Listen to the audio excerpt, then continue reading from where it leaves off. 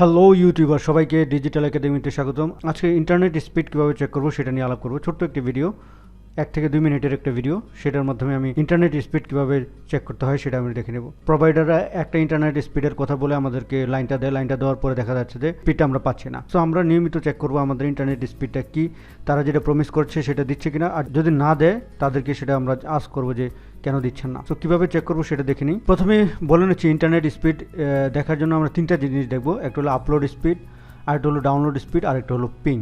এই 3টা জিনিস নিয়ে আমি আলাপ করবো। ডাউনলোড স্পিডটা হলো আমি যেই স্পিডে আরেকজনের সার্ভার থেকে আমার কম্পিউটারে ডাটাগুলো আসবে সেটা হলো ডাউনলোড স্পিড।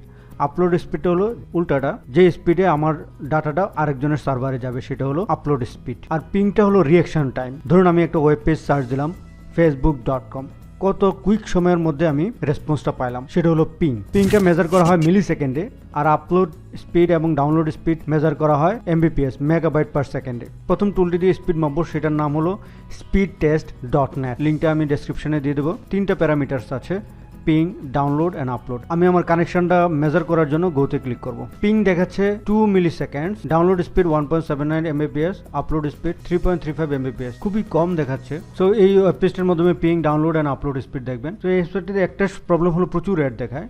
আরেকটি অথেন্টিক ওয়েবসাইট যার মাধ্যমে আপনি স্পিড মাপবেন সেটা হলো পাওয়ার্ড বাই নেটফ্লিক্স, সেটা হলো fast.com। fast.com-এ যাবেন, যাওয়ার পরে আপনার স্পিডটা একটু চেক করবেন। আমার প্রোভাইডার প্রমিস করেছিল তারা 1.5 এমবিপিএস দিবেন, তারা তাদের কথা রেখেছেন, তারা 1.8 এমবিপিএস দিয়েছেন। তো এইভাবে স্পিড টেস্ট এবং fast.com এর মাধ্যমে স্পিডটা চেক করবেন। চেক করে যদি কম হয় তাহলে প্রোভাইডারের সাথে কথা বলে সেটা ফিক্স করে নেবেন। আশা করি ভিডিওটি ভালো লেগেছে। যদি ভিডিওটি ভালো লেগে থাকে চ্যানেলটি সাবস্ক্রাইব করবেন। আর ধন্যবাদ সবাইকে।